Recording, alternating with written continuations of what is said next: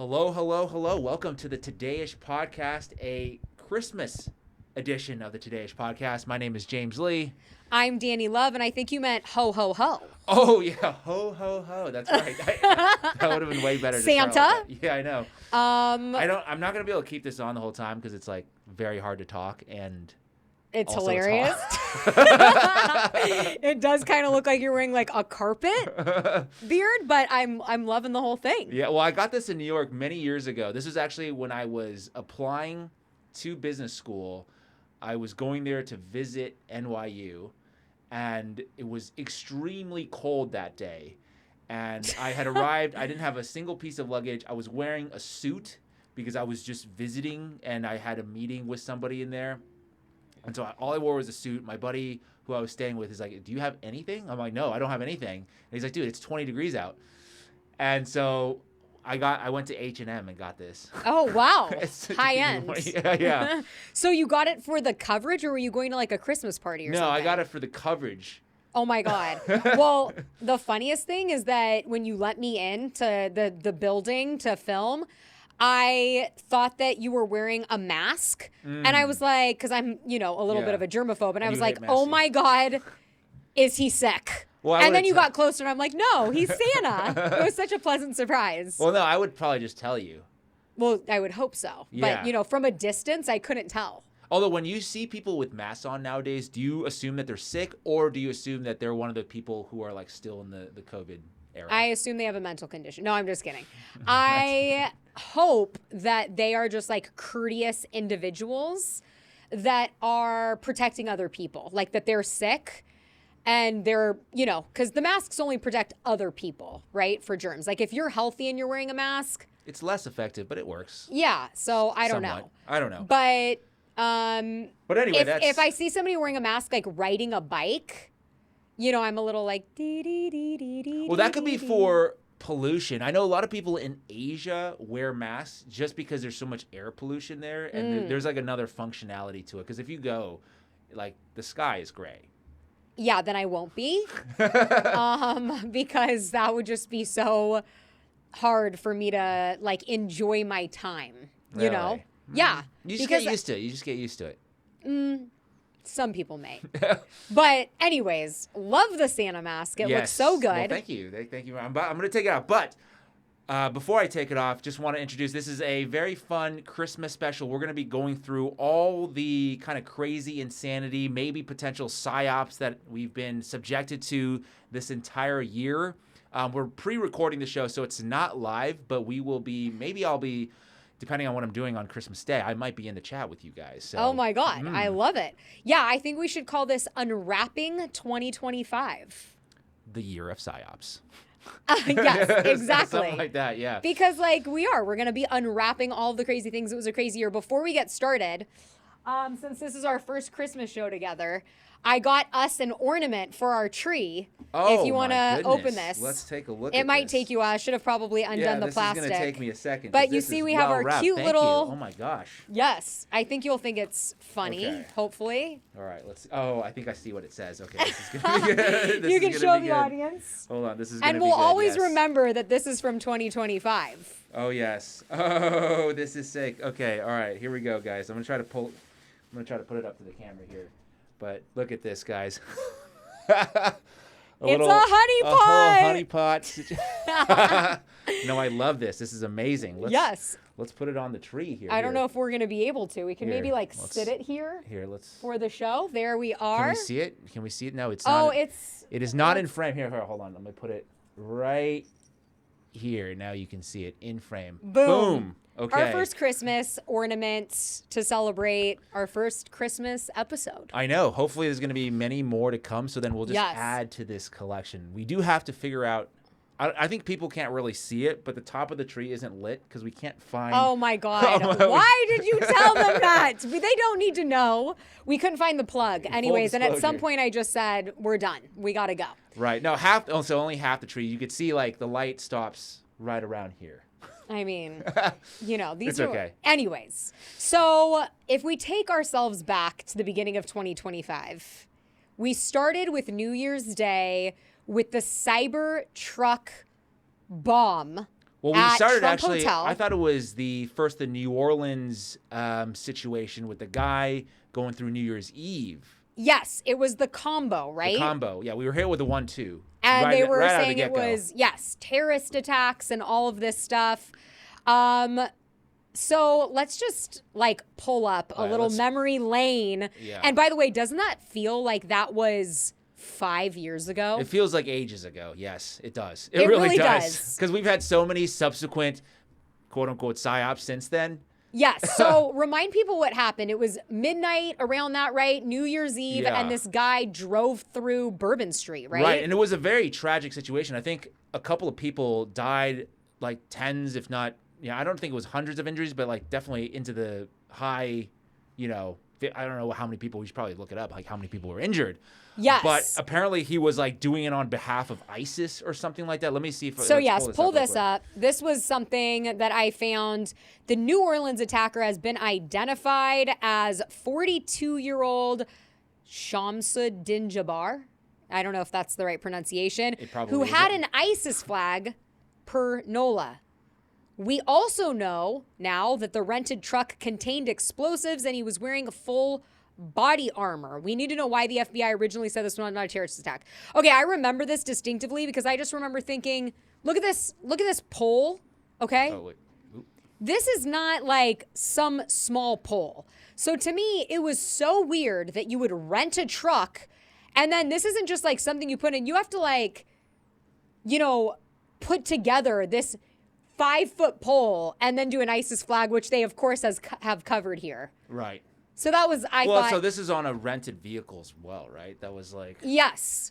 I don't know if you have a thing for that. But. I do. No, it was crazy because there was so much going on in the very beginning, but it turned out that both the Las Vegas cyber attack at the Trump Towers and this New Orleans attack, both cars were rented by Turo. Do you remember when this happened? Yeah. I don't know if there was ever any connection made that. I think you can take off the mask. All right. Or this the is beard. Here. I was gonna take it off when we play a video or something like that. Okay. But I'm gonna hold on to it for a couple more minutes because I am enjoying this look. By the way. Oh, you are. Okay. Well, hey. This is a fun look. But yeah, apparently, Chelsea Clinton's daughter, I guess. As you see here. No, Chelsea Clinton, the daughter of Hillary Clinton. Hillary Clinton, the daughter of Hillary Clinton, Chelsea Clinton, sits on the board and held a 31% stake in the rental car company. Right. So, I mean, you wouldn't want that to happen to this. I mean, that's not ideal for Turo. No, but of course, there's so many people that are like, did they get Clintoned? Right? There's like a long list. So they're like, oh, of course, people died. And it's a Clinton tied to it. It was just another weird thing. I would say there's probably nothing here in my No, estimation. but it's just I don't think it's there's just anything how many times are the Clintons going to be tied to a conspiracy, and how many times it's really not a conspiracy unless the Clintons, Epstein Clintons, right? Turo Clintons, people. Committing suicide while they're, tied with an electrical cord to the tree, but also shot in the head. Clintons. Well, let's hop over to speaking of the actual person, right? I want to go through the walkthrough because that was really bizarre. This was the weirdest thing. So remember they had this. And while you play that, I'm going to take this mask off. They had this brand new journalist. I don't know if you would call her a journalist or I don't know what. But she walks through the house to do a tour of, the whole thing. Watch this. We're here inside the New Orleans terrace home. You can see that it's been clearly destroyed, the door at least, from the FBI raid yesterday. But if we walk through the home, we see some signs of what he was up to. He had this work area here. Lots of different chemicals splayed around, and the different bomb station. Electronics. This is very again a neatly work laid setup. Left receipts, just very unkempt in here. If we go over here, But the bomb station was very well kept. Yes. The Department of Justice documents here, the search warrant, and the property that they recorded here, which seems to be a lot of chemicals. Again, just left in disarray. There's a bedroom back here. But it's not left and disarray. his Like, it looked like they just opened up those here's cabinets. his collection of religious materials, his Quran. Oh, yes. An open Quran with a passage there. I heard as somebody, well as like even the Bible here. a person's but mostly who's actually books on Islam, like actually knows and his Islam. prayer So it's rug very disrespectful just to to the like, keep the left Quran of me open like here. that. And if we go back, Interesting. there's So if another you're a bedroom religious here. fundamentalist, you You would can do see that. he left all these belongings, contact lenses, personal belongings, his bathroom. This seems to be some sort of workspace again with other chemicals here. The lights Another still bomb on. workshop. Some kind of station set up here. We're not really sure what that was for. In what we can assume was also a bedroom. This actually reminds me You of can see the clothes stuff they left do here, in Gaza, where they go through like and the tunnels and just say a sign that there's like someone was here up oh, until look at this, those last few moments when you know, neighbors said Hitler. What was that? he Mein left Kampf. just before I the mean, New Year's holiday, saying he was done with his lease. It was up, and he was on his way to New Orleans, where he would live there. Didn't take any furniture because he said his new home would be furnished. That's all we know so far. Okay, so we started off the year with A psyop. basically a psyop of how America is under attack. and by I will say this is still these under guys. the Biden administration. So I would like to give the Trump administration a little credit. They have done at least a little bit better of a job with their psyops. I have to actually disagree with you. I don't think the Trump administration psyops have been very good either. Okay, well, I just And mean, we'll go through. I mean, here's the DOJ, letter. Here's the bomb station. And remember, there were people that did videos on like the page that the Quran was open to, said something specific to like the act that done, like we shall make sure these people perish or something. It was ridiculous. Like it was just all so obvious. And the craziest thing to me about all of this and why it's even more obvious that something was like a setup here. If you remember, the guy that allegedly did this rented an Airbnb in New Orleans. And remember that house caught on fire right after? And it like Yes. burned to the ground. Yeah, okay. So like no evidence. It's over. Yeah, this is weird. Something. And we never really got an answer for this, No. right? It just No. I mean, we did get the answer in terms of their answer. They just said this is what it is. It's an ISIS attack on, Yes. on America. Yes. And that was the end of that. But based on the evidence of like them walking through the crime scene with the Quran, with the bomb stations, and then subsequently then deleted all the evidence later. I mean, it's just crazy that this is how we started 2025. We should have known, right? That Well, it was going to be a wild year. It was going to be, well, yeah, it has been a wild year reflecting back. And then immediately that same day, right, then we had that Yes. CyberTruck explosion Yes. in Vegas. Here is this just to refresh everybody's memory.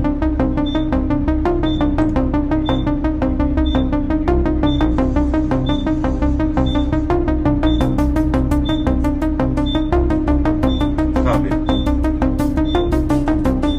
Crazy. Okay. So, yeah, what was that all about?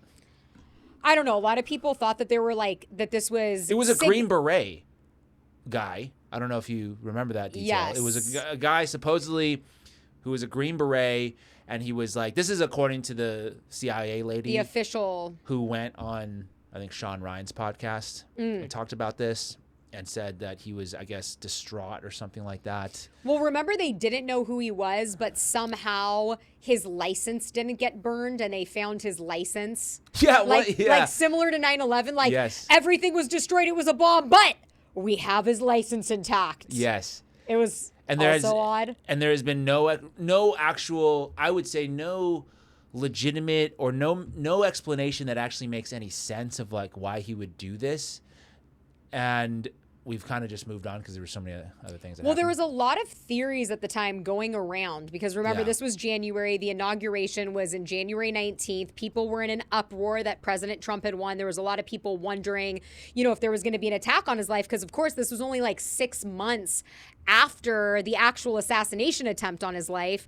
And so a lot of people at the time were saying this is significant. This was done by somebody who hates Donald Trump because at the time Elon was huge in Donald Trump's life. Remember, he basically was part of the reason many people believe that Pennsylvania went red because he was there doing all of the campaigning for President Trump. And so people were like, this is a CyberTruck that exploded at a Trump tower. And there was all of these theories going around about that.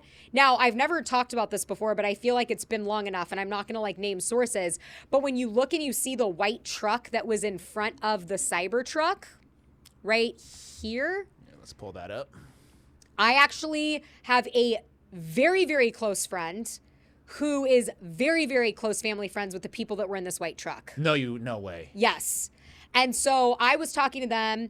Luckily, nothing happened to those individuals, right? It was a couple. And I'll just say that because I don't want to, I don't want to give anything away. But luckily, they were getting out of the car and nothing happened to them. But they did have like significant hearing damage. And the FBI, kept them there for like days. Wow. I'm pretty sure, trying to figure out like if they knew anything or like what was going on. And the crazy thing is they didn't even stay at the Trump Hotel. They went there to get a souvenir. And then this bomb goes off. Like, can you imagine? Right. And also, one thing to keep in mind, because I'm looking up some of the details now. So the guy's name was Matthew Allen Livelsberger, 37-year-old active duty U.S. Special Forces Green Beret soldier from Colorado Springs. Now, it said that he actually sustained a self-inflicted gunshot wound, which was kind of bizarre because people were like, well, how did they happen at the same time? Well, there was a lot of weird things with this because before they announced that, there were rumors, I believe through Sean Ryan, that he had the car self-drive to the location of Trump Tower and had the bomb exploding and that he actually had gone off to Mexico. Do you remember this? Yeah. I love going down a rabbit hole. So I was like, oh my God, he self-drove the car there and this and that. But yeah, then they said it was a gunshot wound and they were, Elon was sending his people to unlock the cameras to find out if you could see the footage. Of course, we never got that. Right. But the whole thing is still super weird. Super weird because I'm trying to look up, okay, so they said that there was no ideological motive tied to Trump or Elon Musk, despite the symbolic whatever. It was at Trump Tower. It was with Elon's vehicle. And then they just said that we kind of just moved on from this because other stuff started happening. It was a wild January. Because then the fires in LA happened. We don't have that in our thing because we talked about the fires quite a bit. Yes. Because and we wanted to keep things light, so we just did the But just New a reminder Orleans. about those fires. The Yes. conspiracy theories were true on that.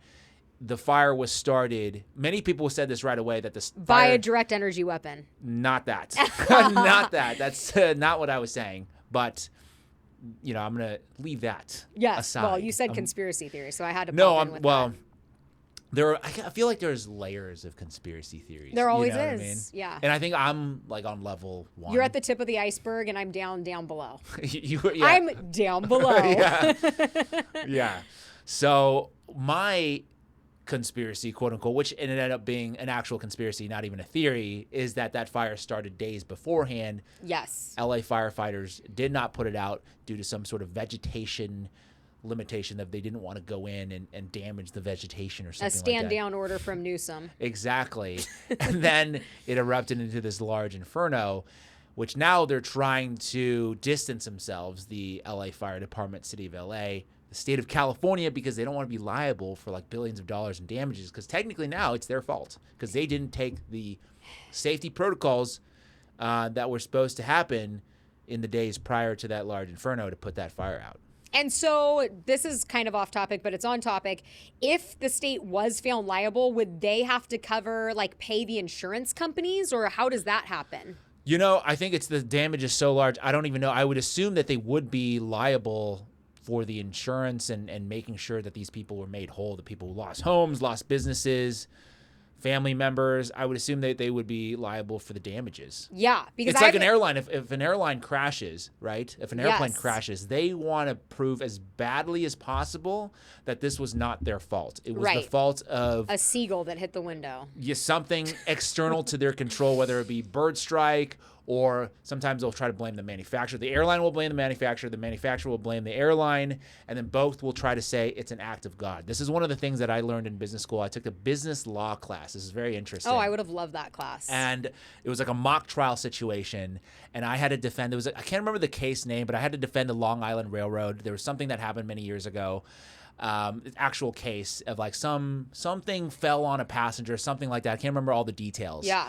And my whole defense that I put up was that this is an act of God. There was no way that anybody could have predicted this. And because I looked through all the case precedents, and apparently that is the thing that you can try to use to absolve. An act of God? An act of God. I mean, an act of Satan, more like it. Yeah. I don't know. God's like, oh, tip this on this guy, you know? But yeah. And I won that case, by the way. I just want to say, won the trial. My team got a free dinner with the professor.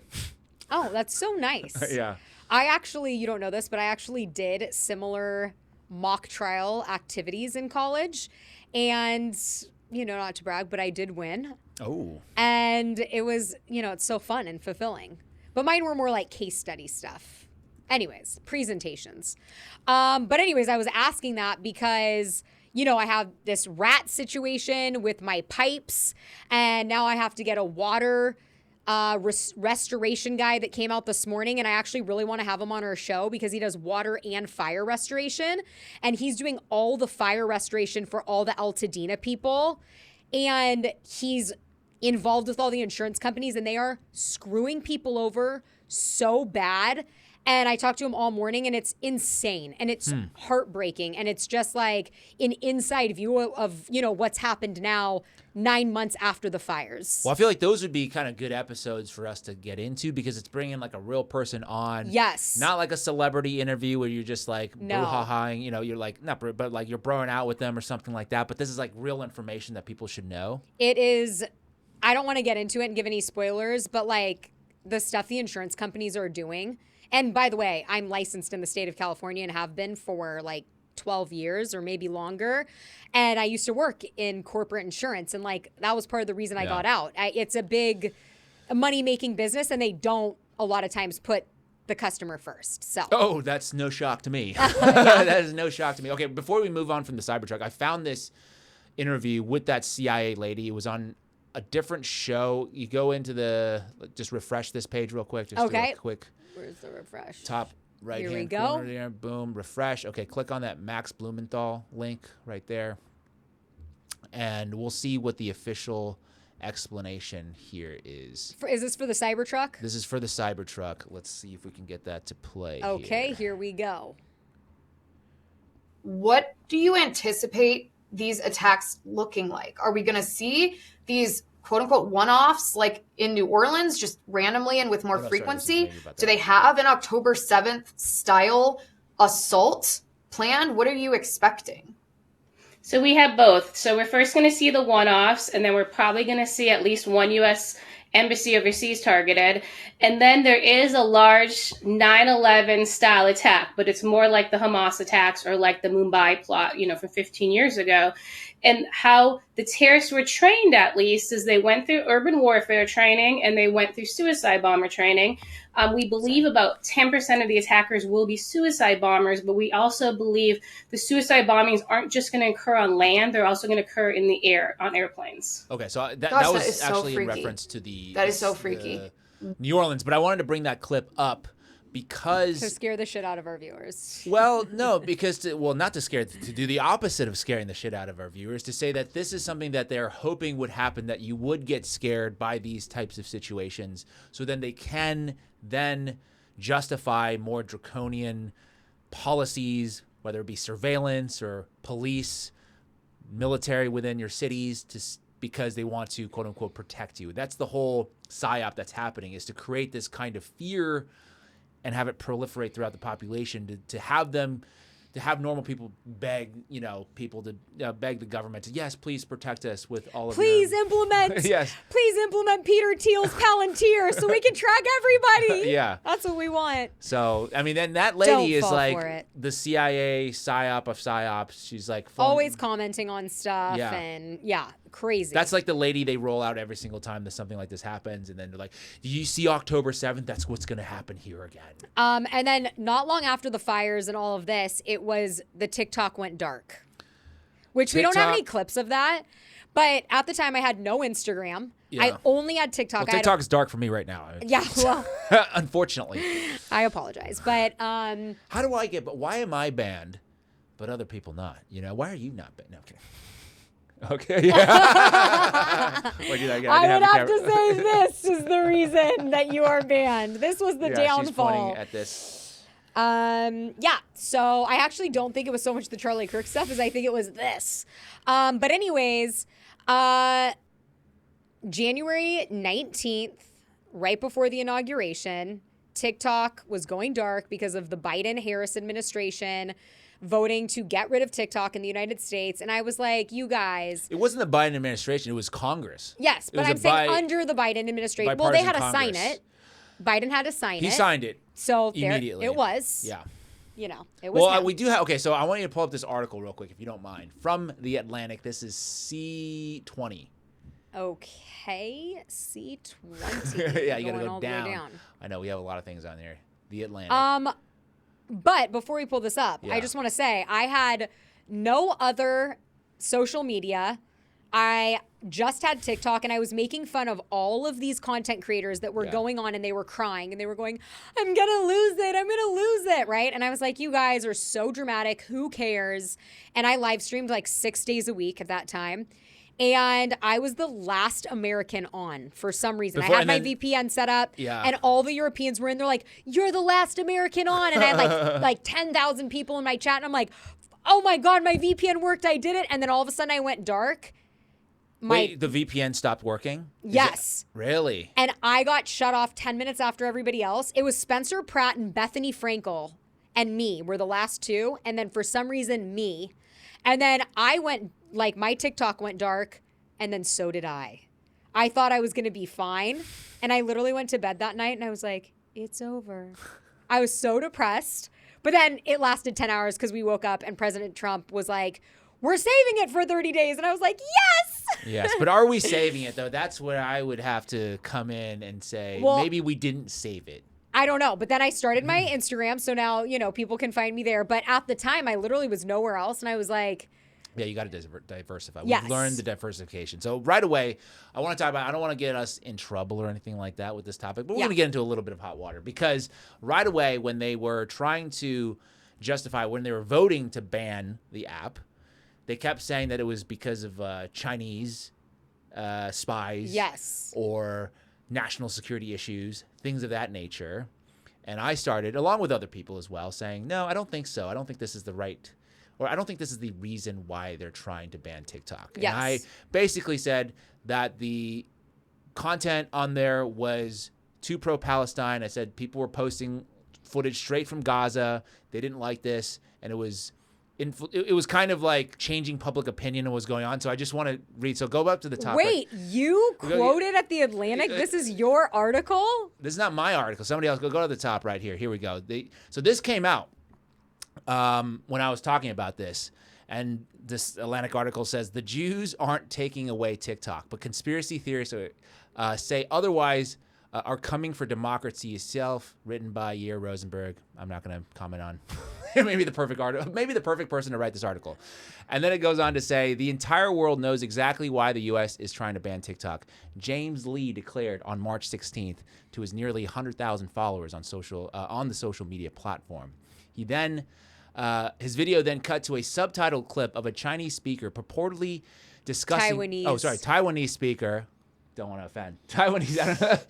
Taiwanese speaker purportedly discussing how, quote, TikTok inadvertently offended the Jewish people by hosting pro-Palestine content. This is the speaker. I'm quoting the speaker. I'm not saying this. Okay, just to be clear, the speaker is saying this. And he said that, quote, the power of the Jewish people in America is definitely more scary than Trump, the speaker goes on. they created this. They created the options, either ban or sell to the Americans. But in reality, it's neither. It's selling to a Jewish investment group. Now, one clarification that I will make, because he's using the word Jewish there all the time, and I think this is why they cited it in this way. All the research I've done in the Chinese language, there is no term for Zionism. Okay, they just say, basically term in Chinese would be Jewish supremacy or like Jewish ethno-state. There is no like separate term to differentiate the two. So I think that's probably why they picked this, because there's this kind of conflation. But anyways, I just want to fast forward to the next article on the list, because they're saying this is some crazy conspiracy theory. Look at all this stuff.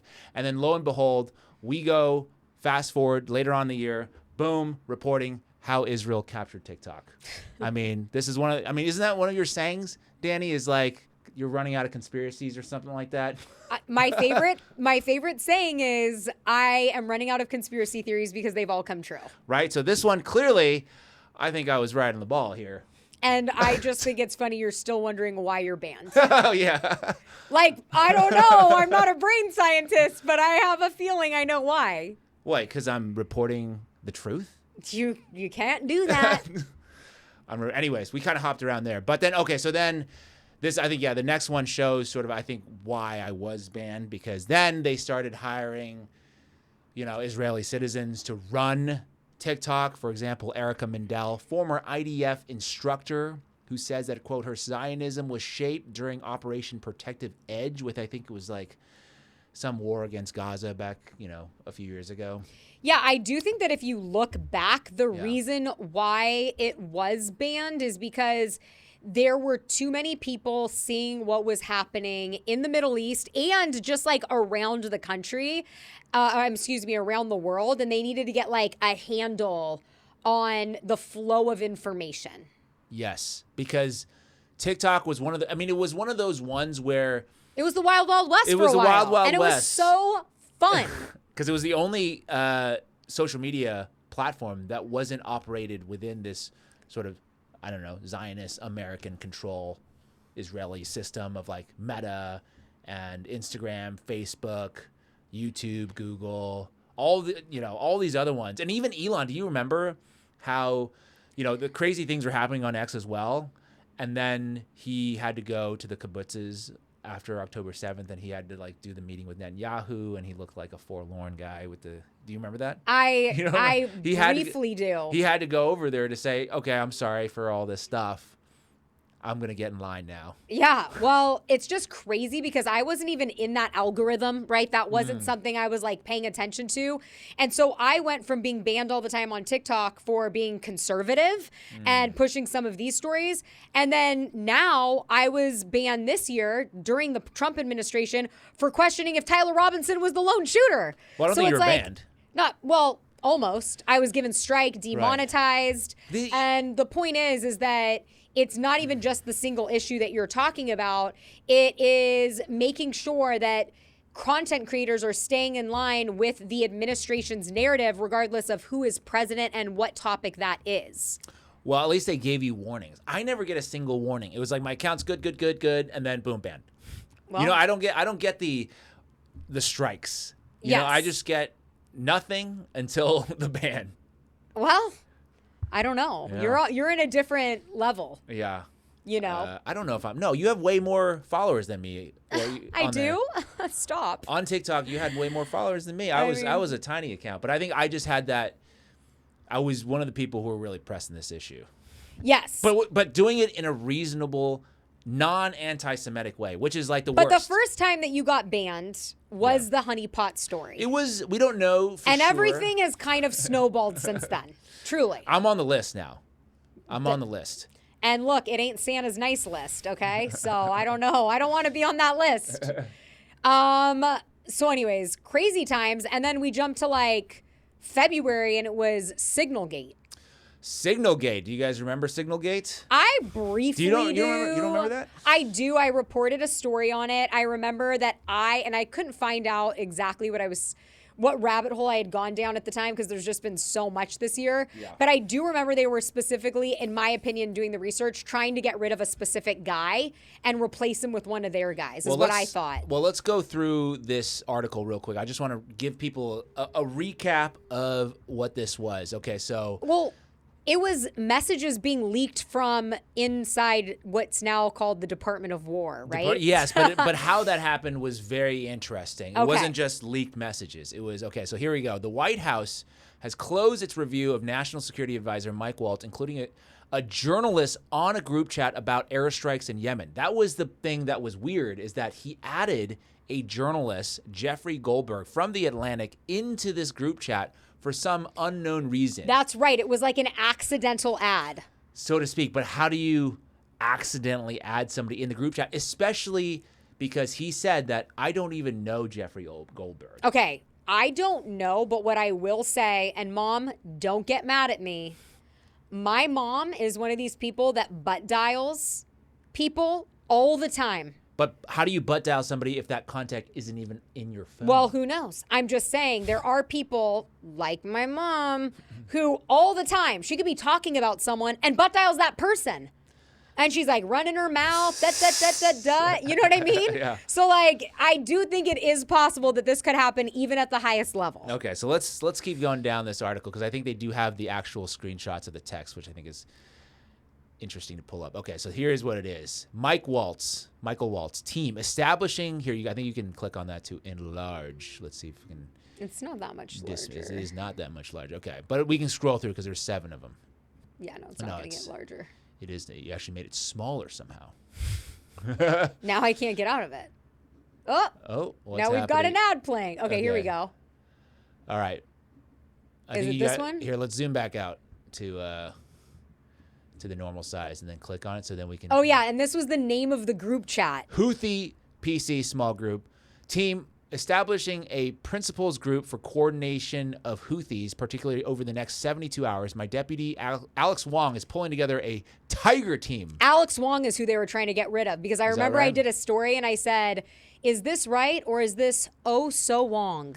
Oh, well, there's actually another theory too, by the way. Okay. But if you click on click on that real quick, because I want to scroll through some of the other ones. So go to number 2. Is that not? No. So we got to just look at. Okay, but number 2 might be the one on the right here with this F-18 situation. Anyways, this is what they were trying to get at Pete Hegseth because he's basically giving like the command. You know, these are. Weather is favorable. Just confirmed with CENTCOM. We are a go for mission launch. Right. And he was somehow arguing that these were not battle plans or attack plans or something. He was using some kind of semantics to say that this was not a violation. That this was not, classified information. Also, strike drones launched. Should be on time. Yeah. First of all, should be on time in caps. Like, is that what's going on? I want to see if I can find the other ones because there were funnier ones later when it was like they just like basically bombed and destroyed like an apartment building. They're like, good job, guys. Yeah, like I mean, but the should be on time is so comical.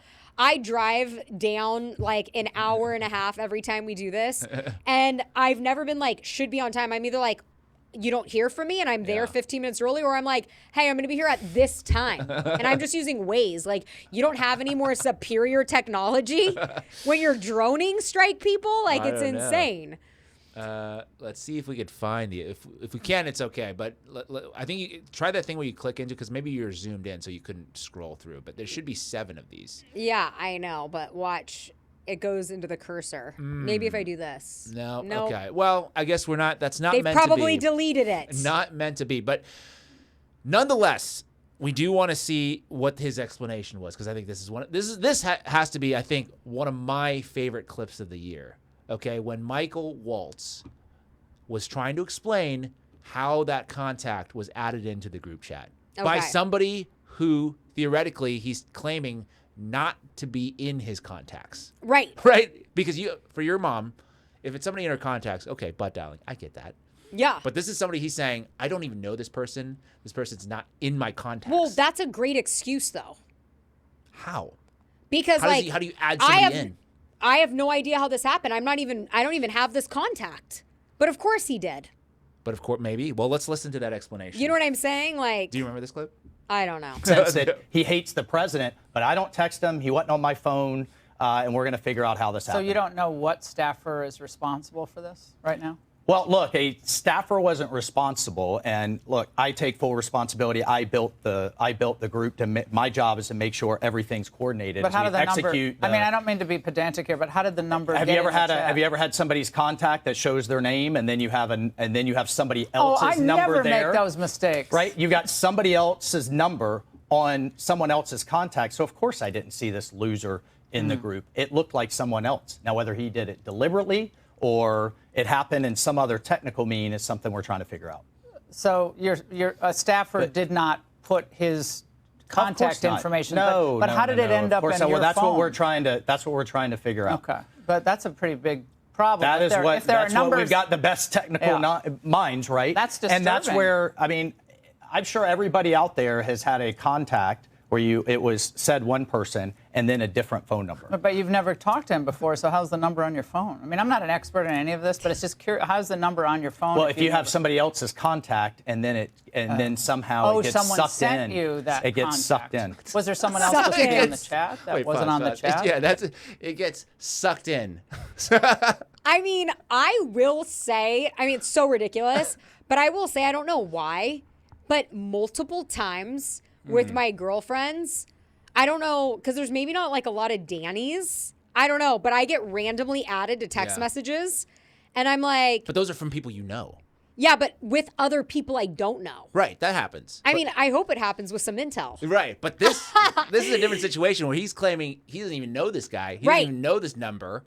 And then so... Laura Ingraham, actually, to give her some credit, doing some real journalism right here. I agree. Right? Because she usually is like pretty softball interviews. And did they end up getting rid of Walls? Yeah, well, yeah, so he ended up having to basically step down. So this is why I think Ingram probably got the call like, go hard, we're letting him go, this dumbass. We got to throw someone under the bus, you know what I mean? And then he ended up being, I think he got the ambassador to the UN or some position that was still pretty cushy. A demotion. Not necessarily. Just like out of this, we'll put you somewhere else. A lateral move. A lateral move, exactly. Great point right there. Thank you, yes. But yes, she was told to do a journalism here because he's like, I might be dumb. They know what they're doing when they do this. Yeah. You know what I mean? They know what they're doing. It's like when Sean Ryan was interviewing Brian Harple. Yeah.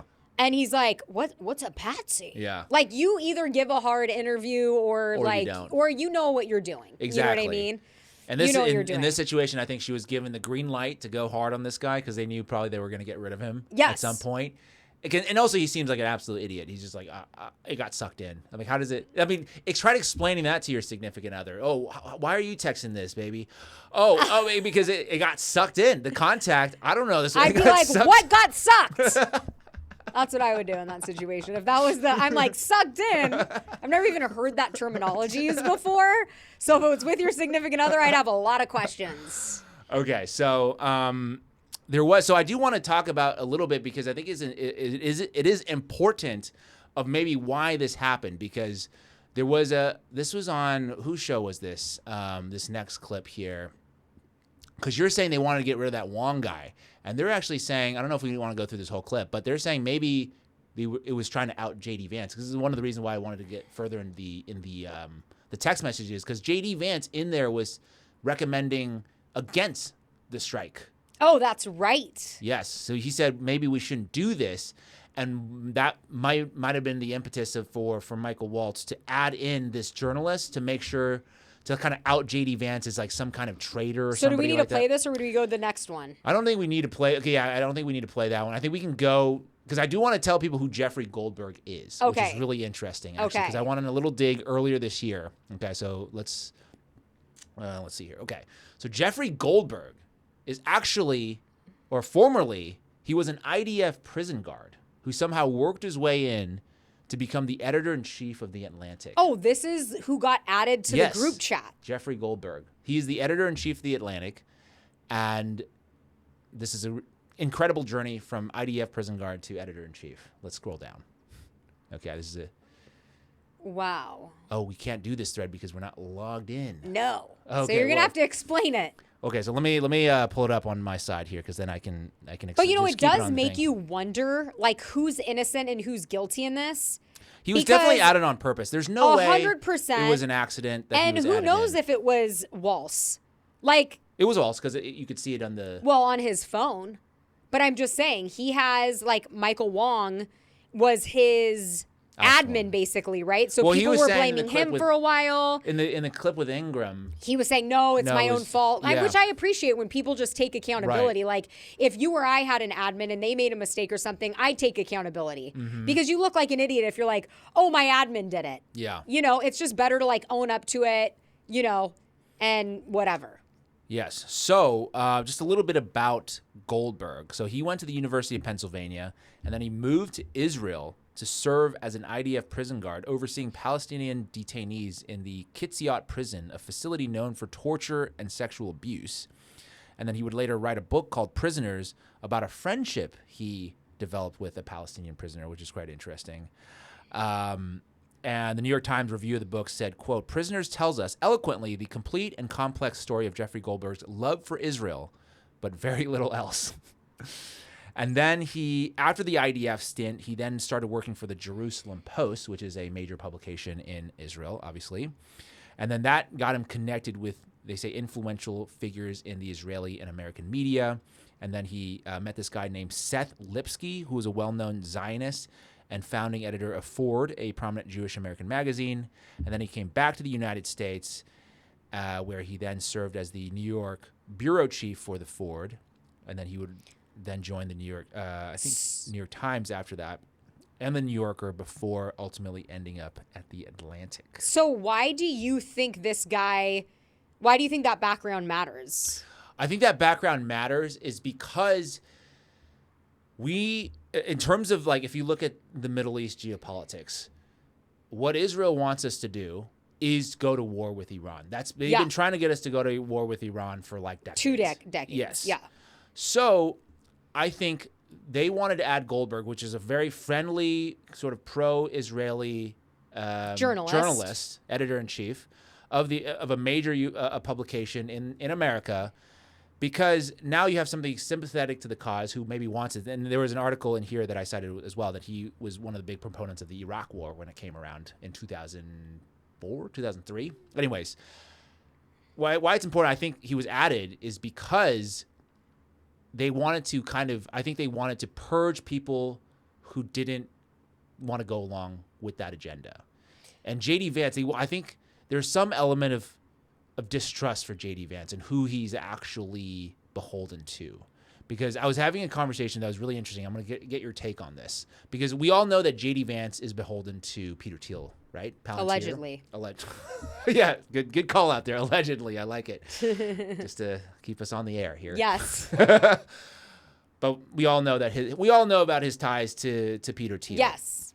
Now, Peter Thiel is an interesting figure because if you compare some of these billionaires like Peter Thiel compared to like a Larry Ellison, who we talked about, Larry Ellison is much more ideologically aligned to the state of Israel than Peter Thiel. Mm-hmm. Peter Thiel, I think, is just like an ultra capitalist an kind of eccentric guy. And he wanted to create these floating cities right, that would be like owned independently. Like he's not really, at least from his work in the past, it doesn't really seem like he's into big government control. No, I don't think so. And I think so he doesn't have this ideological predilection to the state of Israel. He just wants to make money in all kinds of all kinds of different ways. He has his vision, the transhumanist thing, that he has his own thing going on that is outside of this, versus like a guy like Larry Ellison, who's very much just aligned. And that's why Larry Ellison is, in my opinion, doing things that don't make any sense in terms of the business context. Like if I was the owner of a big media conglomerate like Paramount, which he is now, I would never spend $150 million to buy a blog. It doesn't make any sense. To buy a what? A blog. So they spent $150 million to buy Barry Weiss's Free Press blog, which is now Barry Weiss is the top editor-in-chief of CBS News. That doesn't make any sense from the financial perspective. Like, how do you explain to shareholders? Well, no, I'll tell you why it makes sense. Why? Because no blog's worth 150 million. Yeah, some blogs are. Really? Like what? I would say for 150 million? You're talking about just writing a blog? a blog, like a newspaper, like, Okay. you know. More of like an online newspaper. Yeah, an online publication. There are some, you know, for example, like really big ones in the past have sold for big money, like the Huffington Post and things like that. Well, okay, that's the Huffington Post. So I don't know much about Barry Weiss, and so you say a blog, my brain immediately goes to, this is a way we're going to get you money so that when you come into this other role at CBS, you know you got your bonus and you're going to be a good soldier. Correct. So that's why, but that's not a business move because that's an ideological move. It is a business move. It's an ideological move. But it's also a business move because you're securing your narrative. That's not business. Because business is, I'm going to make as much money as possible. But you don't know what business is going on in the background. You're thinking about this in just profitable for CBS and Paramount. You're not thinking of the hierarchy of business and what deals are being made without your knowledge. True. And that's what I'm talking about. True. These are mafia players. You don't know what's really going on behind the scenes. You're not privy to that information. To think that they're just, you know, doing business the way you and I do business is naive. True. That's a good point. So I guess my point is more overarching. You have some of these people are different in their ideologies and how they do things. So that's why I think they got Goldberg involved and to leak that information to make JD look bad. Yeah, for sure. I just think you don't know the kickbacks that are happening behind the scenes. I don't. We don't know, you know, Peter Thiel's providing him with, you know, fresh 18-year-old blood on the side at no cost. Yeah. Allegedly. You know, we don't know what's happening. We don't know what's happening. With these people.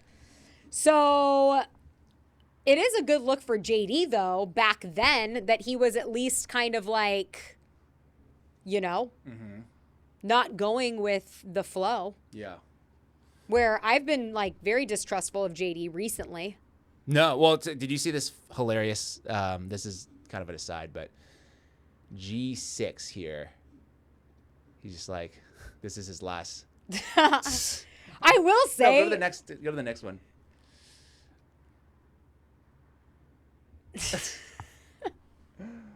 Oh my god. Oh my god, I forgot that he wrote that. I will say 2025 has been a year of JD Vance memes.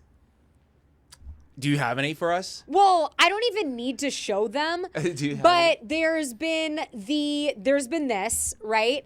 And then after this, there was like the fat head of JD Vance, like the blown up head. Wait, let's try to pull one of those up. That has been everywhere. I don't know. Can I search in this or not? Because I'm logged in. No, you can search. You can just go open up a random thing here, and then just go to the top search bar. That's what I'm saying. Go to the Google. No, just do it. Oh, here. Yeah. Yeah, so there was that meme, right? Like the very famous JD Vance meme head. And then there was, here it is. Here, let's see. There's been, this is like the most famous one.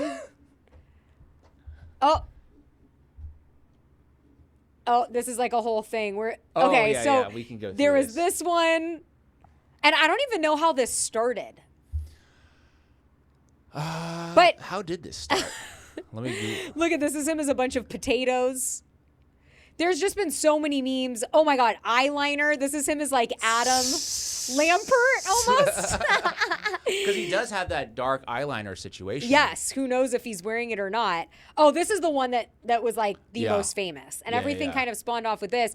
And then with the Charlie Kirk assassination, right, there was a bunch of memes with him saying Erica Kirk was a couch with the grasping of the JD Vance really should be kind of like the man of memes for 2025. I don't know if there's been more memes about anybody else in 2025. He might have to be like our winner of memes. Meme of the year. I mean, look at them all. There's been a lot. Oh, look, here he is as a Furby. And to his credit, he did dress up as one of these memes for Halloween. Did he really? Wait, let me see. Yeah, you didn't see this? No, I did not. Yeah, he wore like the curly wig. It was great. Let's see it. I give credit, that like you're going to like make fun of yourself. I think that that's like amazing. No, I do have to give props to people who do that. Yes. There he is. right? Dressed up as the Yes. meme. Does not mean I trust JD, but that is funny. That is funny. That is funny. Yeah. I mean, a lot of people have said this. I like what he said in those Signal chat leaks.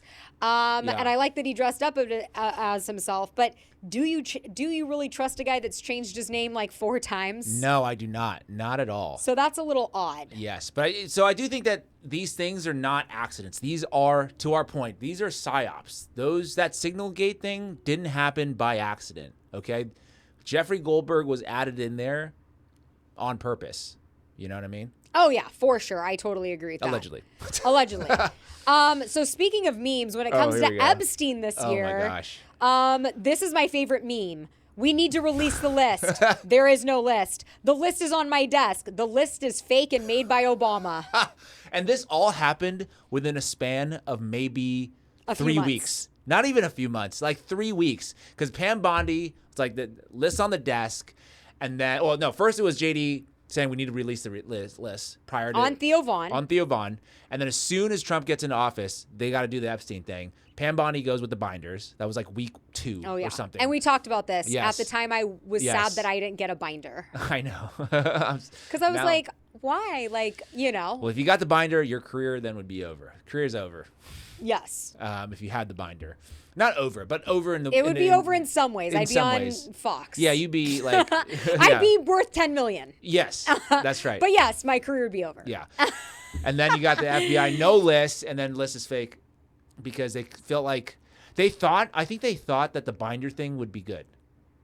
Oh, well, there's people like me that was like, at the time, like I said, I wanted a list. Now I'm embarrassed. Right, by I think that. they thought, what do you more do you guys want? We got you the binders. At the time, I had like full trust that we were going to get the list. Like, not full trust. I said the whole time, I never thought we were going to get the list. You can't be that naive. But I was like, oh my gosh. Like, I thought for 30 minutes, they got something we hadn't seen. And then very quickly, I was like, this is a front, But in fact, it was the same thing that we talked about before, where some of the information in the binder was even more redacted than had previously. Like the James O'Keefe photos that just came out of the Oversight Committee, where they're like, we got new footage from Little St. James, Jeffrey Epstein's Island. And then we're like, no, we actually got those in May from James O'Keefe. And speaking of James O'Keefe, right before she said, like, the list is on my desk, or she said, like, there's really nothing in it or whatever. Remember,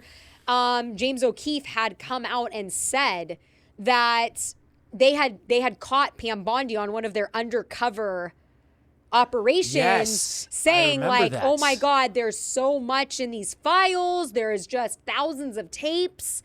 And then she said there's thousands of hours of footage. Yes. So I got to say, shout out to James O'Keefe, who I love because I've always loved his work, but he also follows me, so I like him even more. And I hope his DJ event goes well. Do you know about this? I know that he DJ. Is it at the AmFest thing or? I don't know, but he's saying make raves great again. He's gone into this like music thing, which No, he has been doing the music thing for a long time now. But December 9th, so in a few days, he's doing like Arizona, a big, a big event. It always I thought about reaching out and going, but my life's just too busy right now with this leak from the rat, so I won't be at James O'Keefe's rave. But I do want to see what it's like. Yeah, well, I'm sure you'll go one day. I mean, it would be great. I'm sure you'll be there. I mean, but anyways, I think he does great work, and he does seem to like be an amazing journalist who has leaked or provided the public with a lot of evidence and a lot of behind the scenes stuff way before anybody else does. And, it always gets brushed under the rug by mainstream media, but I do think he has a lot of integrity, and he does present a lot of stuff that nobody else is doing. Yeah, I would think, I agree with you on many of those fronts. I think one aspect of like criticism of him is like he usually only goes after like more liberal Democrat issues. Yeah, well, it was May that he released the same photos from Little St. James. But other than Epstein, so Epstein is like its a core own beast. Yes, Epstein is its own beast. Everybody's in the swamp there. So I'm glad that he went and exposed Pam Bondi and some of these other Trump figures for not doing their job. Yeah, no, I think it's great. And for me, being like a Maha person and somebody who's really big on health and wellness and our food and our water and our air and, experimental medical treatments, vaccines, I do love that he's gone after the CDC and people that were involved with COVID and all of that, because they deserve to be exposed. Right. And the question is, will he continue to do that under the Trump regime? Here he has. He just released stuff exposing part of the CDC with Really? RFK Jr. and stuff like 2 weeks ago. And then RFK Jr. had to come out and make a statement. So no, that's why I'm saying I do think, like, I agree with you. I do think, of course, he leans conservative, but he's still breaking these very important stories. So anyways, shout out James O'Keefe. Shout out to James O'Keefe. Yes. Okay. Who I think is good buds with our friend Matt Kim. Oh, really? Yeah. Amazing. Well, maybe Matt Kim put in a good word for me, and that's how, we're getting the full circle. Or you might be just putting out good stories videos. on my own. That could be very well it. Well, you never know. Today I put out a story about this new trend, just to circle all the way to the end of 2025. A new trend is emerging on TikTok called doll moms. Yes. And it's disturbing. Women are buying like those hyper realistic dolls. They're buying all the shit you need as a new parent, cribs. But as practice or what? No, as like role play. Right, role playing. It's like they had this whole thing at season 1 of The Rehearsal from Nathan Fielder. I don't know anything about this. Is under the premise of like you rehearse something that's really important. So he had this whole thing about rehearsing like raising a child, and he'd like hire actors and things like that to make sure that he was ready. Is this what this is, or are they just not having children? Okay, I need to know more about what you're talking about. Are they real life kids that he would basically like babysit to get him ready? Yes. Okay, I think that's different, right? Because like you babysit kids, you want to see what it's like, whatever. These are dolls. Right, but not everybody has the HBO budget to like get kids. Okay, but these people's budgets, like, the shit you need for a kid isn't cheap.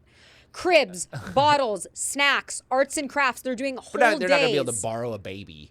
No, they're using these dolls. That's what I'm saying is my question, just. Okay, first of all, my if you're question. sticking up for the doll moms, I don't know concerned anything about about your this mental health. I don't know anything about Okay. this story. So I'm just clarifying Okay. whether or not these doll moms are practicing for when they're real moms, or are they just saying, I'd rather just be a doll mom. I don't know the reason. I don't know the reason. Some people are saying it's a hobby. Some people are saying it's stress relief. And some people, being me, say there might be a condition going on. Because, like, I don't know what this is. It's very odd. You're making a formula bottle for something that can't eat. It was like the time I accidentally bought a fake plant from IKEA and I watered it until it overflowed. I didn't know it was fake. But these people, I don't know what's going on. Like, why you would do this. And also, if you're struggling for means, you don't have time to play house all day as an adult. I don't know if they're struggling for me because they're well-off people. So I look forward to a follow-up story to see what is the genesis, the Ladies reason and gentlemen, behind in 2026, James is going to come in with a doll. why Why they're doing this. Yeah, well, I'm just asking questions like we teach people to do. We hear a story and we ask questions. yeah, I don't know, but I'm leaning towards something's wrong. Maybe. Because I think what you're kind of insinuating is that maybe these women are somehow like they would rather just have a fake child to cosplay versus going out and meeting a guy and having, Which a I brought relationship. up I just did a video on this. I brought up, like, what's the reason for this trend? Like, is it the fact that we're in a sex recession and the youth isn't, having sex as much as Right. younger generations? Is it because, like, infertility's on a rise and it's the highest it's ever been? Is it because we're getting married later in life and having kids later in life? Like, is it an economic issue, right? I don't know. I tried to cover all the reasons Yeah. I think it could be. Then others saying, something's up. But anyways. Well, those are the good questions to ask. I am on board with asking this question. I'm just saying, if I wasn't going to have kids, I would be in Florence, Italy Italy. doing. My best life.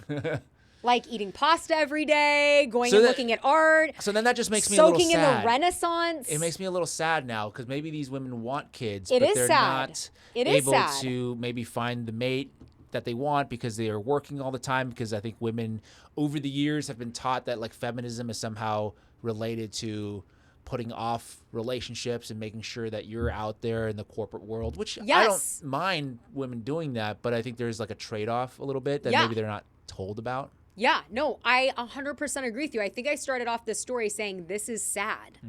That was my first take, and then the music went over it because I filmed it on TikTok. So then I think my second take, which is actually posted, is Oh, don't you hate it when that happens? When oh my God, I did a whole thing. That's why I was like 10 minutes late because I'm like, ah! But my second take, I think that's actually published is this is disturbing. But it's both sad and disturbing, and I totally agree with you. And last night I was on a live and somebody asked, like, what do you think a like woman of integrity is or something like that? And I said, a woman that's going to do whatever she feels her purpose is. You know, it's not necessarily going in the corporate world. Not every woman has the dream in their heart to be a CEO. Right. You know, I wasn't playing with dolls when I was younger. I really did want to start a business. You know, I was playing like set up boutique. How much is this worth? Da da da. But there are some women where it's like, as a child, all they dream about is having kids, and like we should be in a society and a supportive environment where women are able to do that. Yes. Doesn't mean they should have less rights. Like, it's still a very hard job. I'm just saying. Like, Correct. So yeah, I do think it's sad. I don't know. I just don't know why this is happening. It could just be these women are going viral and getting clicks and making money. That could very well be it in this day and age. I think a lot of people do things for clicks and money. And this was not on our like schedule to cover this, but like this one video, she wakes up a newborn hyper-realistic doll and like starts the bottle and then goes in and has bunk beds in another room and starts moving a toddler doll to wake that up. And I'm like, wait, aren't dolls in like horror films? Like, what's going on? You just have all these dolls around. It's crazy. Well, I hope not that many women are doing this. I Well, hope this is apparently like it's a an one-off situation. It's not a one-off. It's an emerging trend on TikTok. Emerging trends on TikTok. Is it another PSYOP? I don't know. But speaking of maybe a woman's purpose, now Katy Perry has talked about her purpose. Okay. Yes, let's talk about it. Right? Katy Perry, her purpose, like she said, I don't know if we have that quote in here, but it was something to the effect when she was going to space that she's never felt love before rocketing up. I don't know. This into story space. is out of this world, as some people would say. Let's not forget there was the Blue Origin spaceship that was funded by Jeff Bezos. Yes. And they had this group of women, right? It was Gayle King, Lauren Sanchez, Katy Perry. I don't know who the other few were. Not irrelevant, but like not popular enough to remember. And they went up into space. I think this is the footage of them this is them actually in space. I got you, Glenn. Oh, the moon. You guys, I don't have to tell you. Look at the moon. Look. Okay. Look at the moon. Like, don't know who she is. Oh my gosh. Do you? No idea. Whoa, whoa, whoa. Don't know. That's amazing. Okay. Do you know what that was? The butterfly thing? Yes. No. That was her dropping her new album. No. And her set list in space. So it's hilarious because I'm going to play you another Wait, is clip. that like a QR code or something? Or what No, was it was the songs for the album. Oh, And wow. what's so hilarious is she says over and over in all the press that she does, this flight wasn't about me. It was bigger than me. Bitch, it was about you. You dropped your album in space. Well, Shut she was up. saying about, like I was saying, she's saying it's about humanity and love and Look at it. interconnectedness or something like that. Let me see. I took it off here. Here we go. This isn't a clear footage, but like, yes, this is her album that she dropped in space. Crazy. Crazy, crazy, I feel like crazy. I used to like some of Katy Perry's songs back in the days. I kissed a girl and I liked it. I remember that when that came out. Oh, the Anyways. moon. You guys, So it was crazy. And a lot of people believe this was fake. Where do you stand on that? It's not fake. I mean, did they, like, are you saying that did they actually go up into space? Yes. Yeah. Yeah. No. Yes. No. Yes, they went. Okay. When you go up into space, What's your deal with do that? you not remember the door situation? I do remember the door Please situation. play this. All right, let's see. Okay. What's going to come out of Of course it's pausing. her mouth, but really her heart? And is that The door Jeff opens, but Bezos no, out there that right wasn't by the the capsule? skin. Kind of hard to see. That is. Here we go. Here goes Jeff Bezos to open the hatch.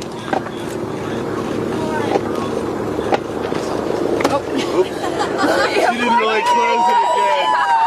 Come on out, guys. They went. The whole thing there. Oh my god. The whole thing. Oh my god. Reunited. My goodness. What is? This would have been another one of those situations if it had blown up. It would have been like the submarine thing, and everybody would have been like, sort of, yeah. Okay. But okay, so here's why I think. Okay, you can present your evidence in a second, but I just think that door situation. Yes. Was because that they wanted this like perfect thing where he goes and opens it, so he didn't really follow the protocol when they opened it. It was more because like they wanted the shot of him doing that versus. The ability to open it from the inside? The ability to open it from the inside, yes. And the fact that we just watched the footage of them in space. What, you think that was like in some kind of thing? Some kind of thing? Like that would be hard to do? No, it would not be hard to do, actually. It would be like the easiest thing to do. Maybe like this is where people will poo-poo my conspiracy theory or naivete, you know? I just don't think... Why would anybody fake that? You know I don't know. what I'm saying? Why did they fake the moon landing? Okay, so you're on that as well. You're not? The faking of the moon landing? I think I'm more on the lines of I think we did land on the moon. You do. So why haven't we been on the moon since? We have. When? Well, so Apollo 11, Apollo 12. With human astronauts. Yeah, Apollo 12. Walking around. Apollo 13 was a failure. We saw the movie. Apollo 14. I did not see the movie. Yeah, Apollo 14. Yeah, we did. We went back multiple times. We did. And where's the footage of this? I'm sure they have it. I haven't looked deep into it. Okay, you know so what I'm saying? who was the president at the time? Nixon or? Nixon, yes. And he gets on a landline and talks to them while they're on the moon. So you believe that? So I can't get reception when I'm in a certain area driving here 40 years, 50 years later. But you think the landline connected to the moon? I think it's possible that it could. Yeah, I think they would have that technology. I mean, they had the communications back and forth with the astronauts. Why wouldn't they be able to? Because they were in a studio. Because you thought they were in a studio. I don't think they were. And haven't you seen the footage of Armstrong? Neil Armstrong, the astronaut, like in his later years over and over saying like, it's unbelievable because it didn't happen. It didn't happen. It didn't happen. It might have to be a side day because we weren't planning on getting into this. No, I just like, I knew we were getting into the Katy Perry thing and I thought you would be on my side. What's your side? That whole thing was fake? Yes. But I mean, I guess... Still, like, why would they even fake that? Because that's not even a very impressive thing that they did there. They didn't even really go into orbit. For Jeff Bezos. They never went into orbit. It was a Jeff suborbital Bezos, flight. Who has like a billionaire beef with Elon Musk. And, right, it's like Elon Musk buys X, Jeff Bezos has to buy the New York Post, or what did he buy? The Washington Post and the LA Times and all of this. Everything that Elon, they're in a battle of the billionaires, right? There's like all of these different situations. All right, we're going to have to do a full episode on this So thing. I think he wanted to compete with SpaceX. Sure. And he got his girl Lauren Sanchez and a couple of other hussies, right? He called out the Kardashians to stand there and do a golf clap. Oh my God. And put on this show to be like, yes, I have a real space company. Well, I mean, maybe it's possible, but what I will say is that in relation to the moon stuff, I haven't gone super deep into it. I have heard people talk about it. Joe Rogan talks about it all the time, right? He's very skeptical of the story. And there are some weird photos that have come out that are like, this looks kind of like a studio situation. But I just don't think it's Let's watch Yeah. the landing. Let's watch the land. So Okay. so then is this real or is this fake footage here?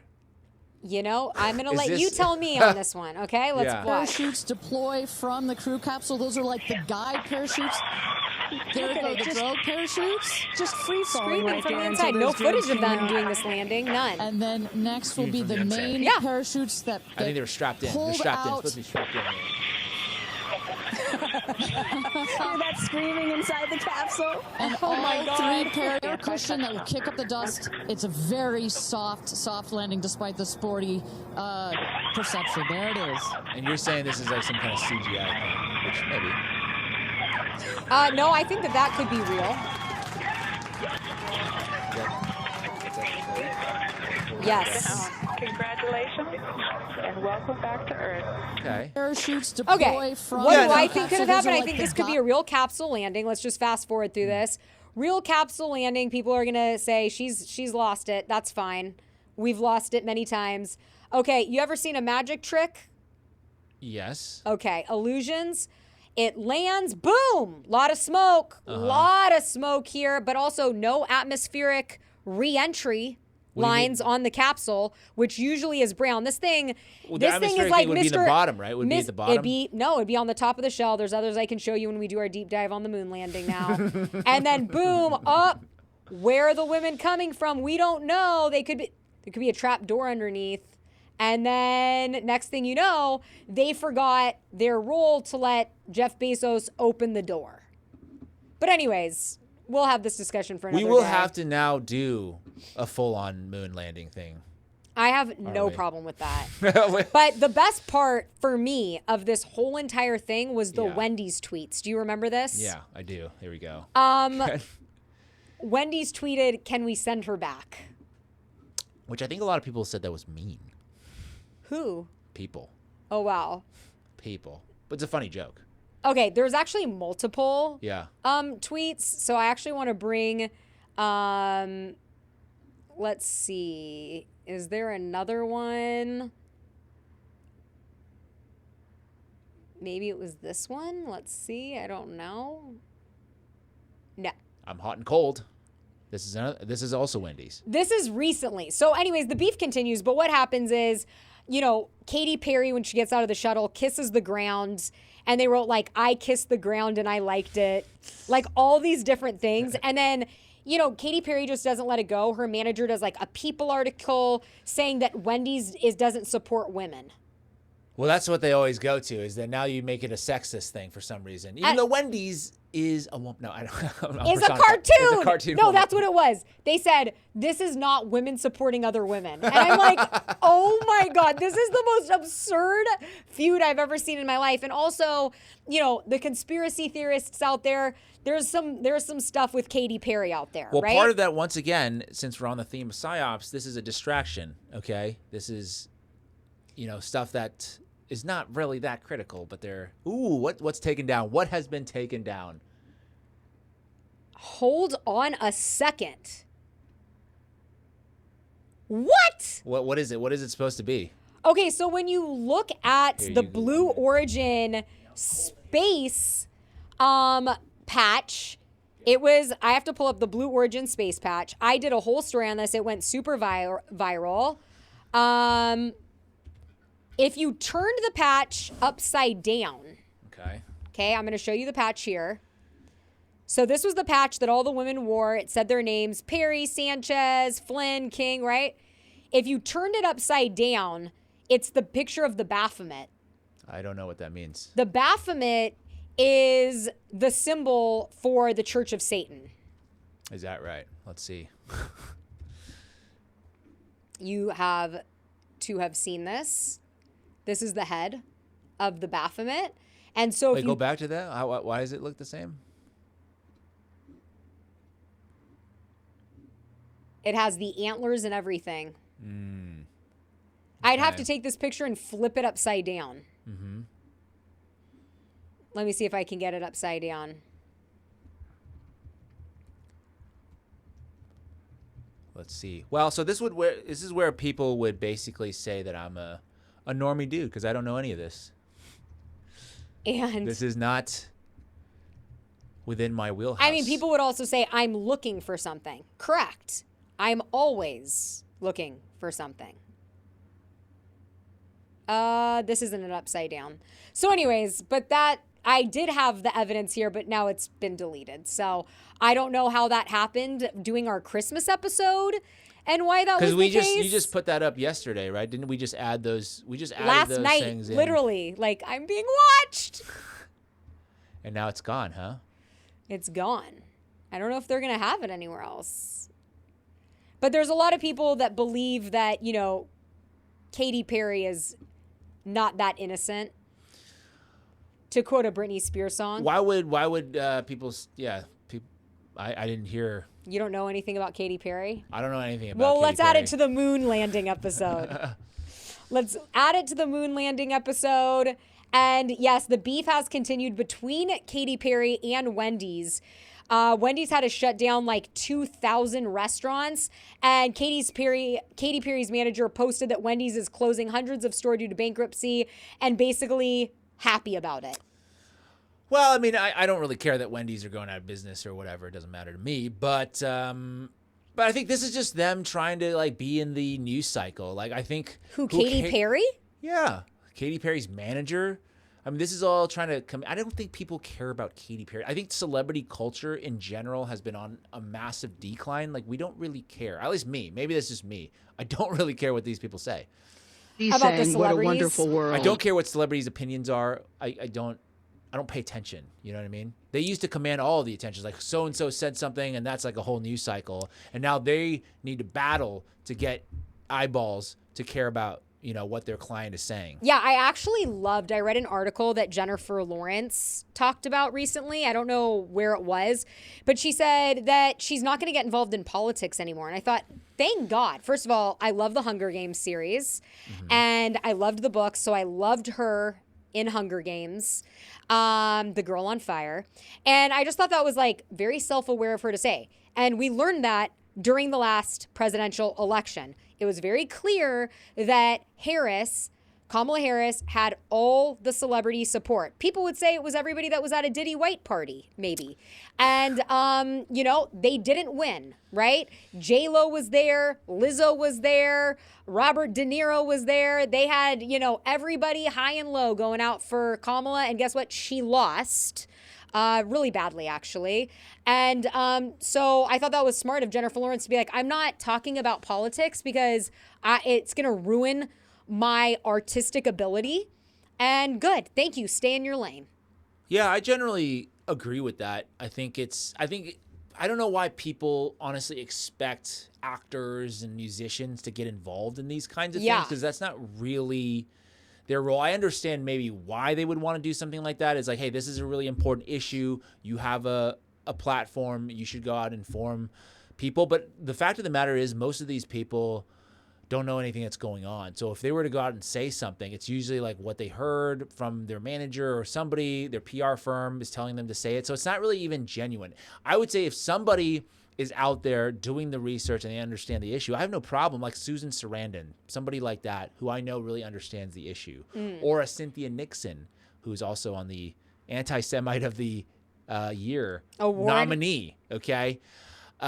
People like that, because she ran for governor. So like, I know that she's in it, understands the issue. I have no problem with that. I think it's more so when like something happens and then they make a post on Instagram. I mean, when J-Lo was up there and she was like crying, do you remember that? No.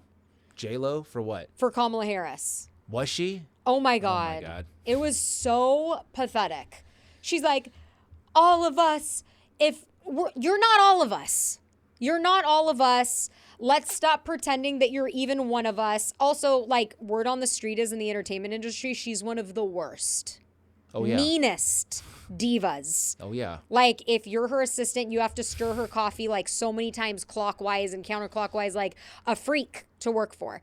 So it was just so disingenuous and gross. But yeah, she shed tears and, you know, all this stuff. Like her freedom's on the line. Like, please pipe down. Yeah. No, see, that's what it is, because they are mostly so detached. And I think it also has to do with the fact that most regular Americans' lives haven't really improved that much in the last 20 years, where celebrities and billionaires and all these people, their net worth has gone up while Yeah. everybody's like going down, and they just don't.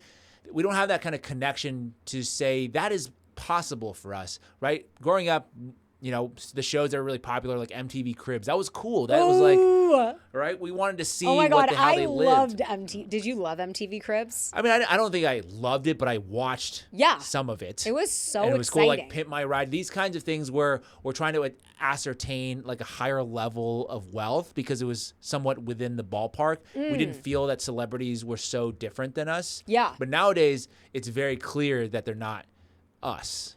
Yeah, I don't know why I liked Celebrity Cribs so much. I also have always loved real estate and like architecture and stuff. And I just thought it was like so cool. And remember, they'd go in the master or the primary bedroom, you call it now. And they would say, this is where the magic happens. Yeah. Remember? I don't know. They would always say that. And they'd be like, and this is where the magic happens. I just thought that was so funny. Well, it is where the magic happens. You know what? What's What's kind of funny is like we were watching this stuff when we were like 12, 13, I don't know how old, 16, I have no idea.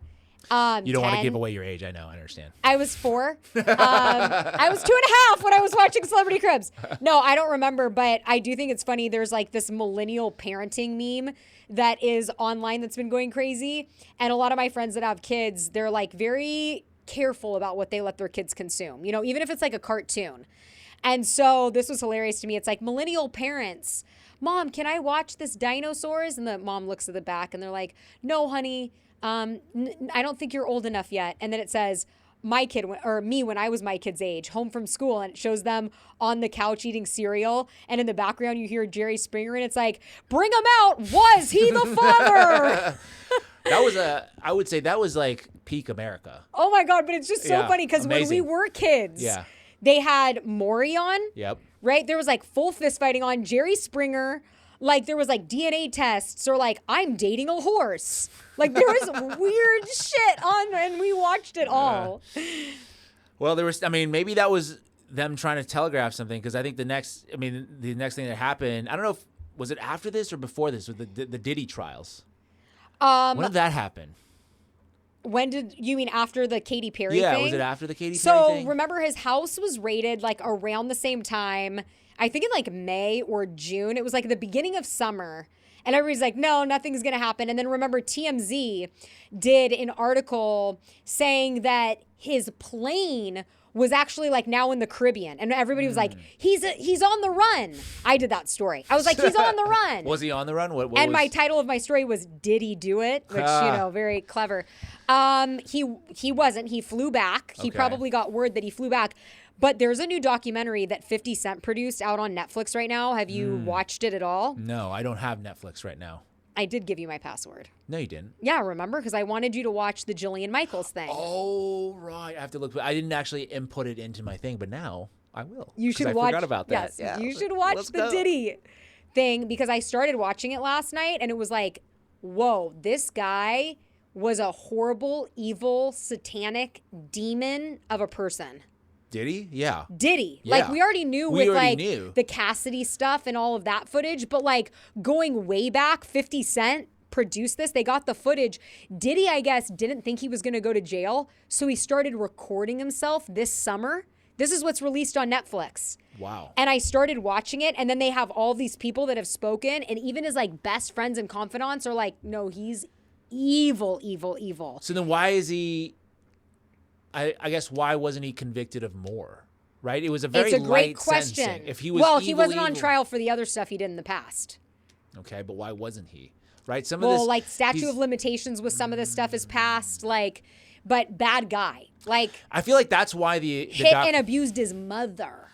Well, so that's why that's bad. That sounds really bad. But why is it allowed to come out? This information only comes out.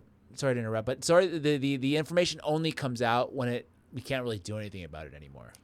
Okay, spoiler alert, if you're watching this, because I have not finished, I think it's like episode 2, but it is implied that he's behind Tupac's death. Diddy.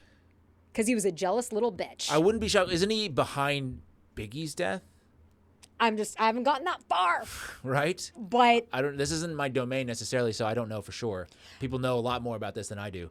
Well, I don't know much, but yes, we've had the Diddy trials this year. This has also happened in 2025. And if anybody's thinking of watching that Documentary series, use the password. Get in. Get in. It is. But the fact that they're allowing that information to come out now is that means that they're done with it, right? Diddy, this is over. We're not. Nobody more is going to be tied into this. They're not going to. Nobody's going to get in trouble, right? Because the information is now just entertainment at this point. Well, and what? He's in jail, but I think he's only going to be there for like 4 years. He might even get less than 4 years. He might he might be able to be out on parole or something like that. I don't know all the details, but yeah. Well, I don't know what's going on, so I can't make this bigger. But remember the baby oil that was found? Oh, who doesn't remember the baby oil? Yeah. And people were like, I will never look at baby oil the same I mean, if I were to be again asked, in it's my like, life. if I didn't know anything else about Diddy or whatever, I would say, was this a setup right here? Like, who does this? Who lays it out like this? Right. No, You know I what I agree mean? with you. I agree with you. But people were saying that there was like drugs in the baby oil. Oh, but drugs? What do you mean? Are you supposed to consume that? I thought that was just like lube. So no. So wow, who knew? I wore this crown of wisdom today. Yes. That I would be enlightening you on so many things. No, I'm just kidding. A lot of people are gonna be like, she's nuts, but that's fine. I wear that badge of honor. Technically, I am wearing a tin head today. Yeah, you are, So aren't it's you? perfect. This is kind of tinny. People were saying there's like GHB in the baby oil. And so, like, you know how people like use like THC lotions and stuff because it can absorb through your skin? People, like victims and stuff, were saying, no, the baby oil had GHB, so it would basically make them unable to move and drug them for sexual assault. Ah, okay. That doesn't sound ideal, I would say. For Diddy, it was ideal. And that's also, horrible. people were re-looking at these Justin Bieber clips of Diddy. Remember these? Yep. Let's see. Yeah, these are disturbing as well. Yeah, like so sad. Justin, you ever seen the movie 48 Hours? Right now, he's having 48 hours with Diddy, him and his boy. They're having the times of their lives, like you know, where we hanging out and what we doing. We can't really disclose, but it's definitely a 15-year-old's dream. You know, I have been given custody of him. You know, he signed to Usher. I'm signed to Usher. I had legal guardianship of Usher when you know he did his first album. I did Usher's first album. I don't have legal guardianship of him, but for the next 48 hours, he's with me. So and we gonna go full crazy. I'm going crazy. Justin, Why would you even record this? It's the weirdest. Who is this for? Who is the audience? Who are they talking to? So what's happening here? One of the weird things going back to the celebrities that in 2024 like were going for Kamala Harris. I don't know if you remember, but famously Usher went on The View and he was pressured to go for Kamala and he said, "Nope, I'm not going for anybody." And then they were like pissed and it was like headlines and everybody was like, good for Usher. And Usher had said some weird things about Diddy. And then next thing you know, he was at one of her openings and everybody's like, they threatened the tapes. He got the call. Oh, wow. But yeah, I feel like Justin Bieber and all of this was like a big thing that like came out because of the Diddy trial. And then were those interviews, like that clip, was that like on TV or something? Like where did that clip come from? Yeah, it was on, I think, actually MTV, not to loop back MTV Cribs and What? stuff.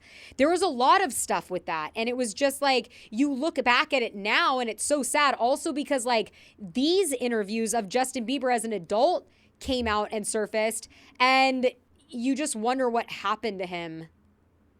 I think that I was just, living in this shame, living in all this sort of stuff of my past, and I wasn't able to move on. Do you think the person that the you of then was on a path of self-destruction? Oh, for sure. Yeah, I would have, for sure, 100%. Yeah. It would have been no bueno. It was bad.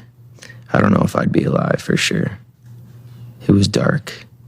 It was hard for me being that young and being in the industry and not knowing where to turn and everyone, telling me they love me and, just turn their back on you in a second. people take for granted encounters, and I just want to protect her, you know? I don't want her to go through anything I went through. I don't wish that upon anybody. Do you realize how important your story is? Every time I have a conversation with someone who's been through this unique type of experience, I'm searching for some kind of truth that can help. I commend you for going there and asking the tough questions and the things that people don't want to talk about, and they don't want to go there because it's revealing, and I want people to take a look at my story, and hopefully my words can make a difference. Oh, and then this was another after that first encounter. This good? was I'm this. good. How are you doing? Young brother, everything's good? Selling out arenas and everything? Starting to act different, huh? You ain't been calling me and hanging out the way we used to hang out. Well, I mean, you haven't. I mean, you try to get in contact with me, through all my, partners and whatnot. But you never really got my number, so. Right. Okay. My number? Yeah. I'm gonna tell you my number. Yeah. Dude, I think that's disturbing to watch going back, and that's the Hollywood cesspool, Yeah. It is what it is. No, it's obviously like a very dark Hollywood. Like you've had the Nickelodeon documentary that came out this year, which revealed a lot about like Amanda Bynes and some of these Nickelodeon stars. And it's like just super, super sad. But yeah, after watching the documentary and then like the Justin Bieber clips and stuff, I agree. Like Diddy should be locked up for life.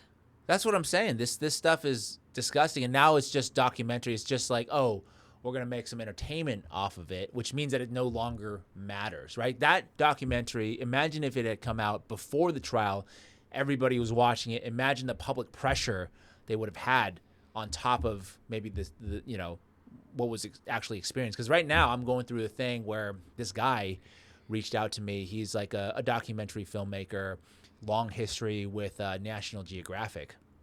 And he was telling me that he would love to do a Charlie Kirk documentary about sort of the alternative investigations and kind of line it up with like the official. Yeah. And kind of have that story being told on various, major platforms like Netflix and things like that. And then I heard back, I think it was a few days ago, he was like, I don't know what it is, but went through all my connections that I've had. And they said, this is too hot to touch. Can't do it. It's crazy. Right? So that means that there's something there. 100%. That people higher up says probably thinking the same thing we're thinking. Like, hey, there's something bizarre here, but we aren't going to go there. No, we are not going to go there. Because this is pre-trial, right? That'll probably be allowed after the Tyler Robinson trial, after they come up with whatever evidence they come up with to convict him. Then, okay, you guys can talk about these alternative theories at this point in time. Right. Such an important point. You're so right. And we're filming this on the 6th of December. But it's like, with the Charlie Kirk stuff going on, and, Candace Owens and the TPUSA people, there's just so much weird stuff with all of this going on right now. No, getting calls, man. People are higher ups. Like I think I said it in a previous episode. I can't remember which one now, but podcasters getting calls from higher ups saying maybe don't talk about the Charlie Kirk thing. Maybe, yeah. Or maybe if you want to talk about it, don't go to certain places. Well, and it's interesting because TPUSA invited Candace on. They won't do it remotely, which is ludicrous and so insane. And I'm sure it's because they have to control the narrative. I mean, I don't know. Because that would be equivalent to doing a very successful documentary. If they did this live stream, right, before the trial, and her theories get out there to even more people, that's not good. No. Right? Especially if she makes a point and is able to make it better than TPUSA. That's scary for the government. Well, yeah. So some people are saying this might be the end of TPUSA. I don't know for sure if it's really the end of TPUSA because they have a lot of money and a lot of power still. But certainly in terms of the credibility of the organization as a youth group to be like gaslighting. Their new name is just going to be TP. That's it. Yeah, I think a lot of young people, I mean, especially, right? I don't really consider myself in that group anymore, but they can sniff out bullshit from You don't consider yourself in what group? The young? The young group. Yeah. And so I think that they can see, like, this is fucked up. Are you laughing at me because I'm old? Yes. Anyway, But so, it's the spirit of the person. Like, I was born 65. really? Yes. I feel like I am a person who will always be kind of like sort of mid to late 20s vibe. Okay. I want to look mid to late 20s vibe, but like inside, my mom will tell you, oh yeah, she was born 65. I was always like, Mom, do you really want to do Button, that? you're- Mom, do you really want to do that? That's where you are. Anyway, so then to sort of wrap the show with something maybe lighter. I don't know. would like to wrap the show with something lighter, Yeah. which is my favorite clip of the year. Okay, this is your favorite clip of the year. I think this All is right. I think this is Here we one go. of my top favorite clips of the year. Hold on, I gotta pause this here. Yeah, you gotta set it. You gotta do this properly here. Just at full circle with the Candace Owens Wait, thing. in the comments before we play the clip, okay? Put in what do you think this clip is? Based on what you know about Dani, what do you think is gonna be your favorite clip? Okay, and play. Boom! Boom! Oh man, The slap heard around the world. I loved it. It was so great. And then him trying to shake it off. It's like, hey. Brigitte Macron gives a hook to Emmanuel, putting him in his place like she's been doing since she was 41 and he was 14. Okay, so tell me why, or tell everybody why this is your favorite. Well, clip. because I had watched the Becoming Brigitte series. I mean, I'm sure I could find a better clip, but this one was just great. And I just thought it was comical. They've been going after her, Candace, and telling her none of this is true. And I don't know what was happening behind the scenes, but just that, he's getting slapped around by supposedly a woman.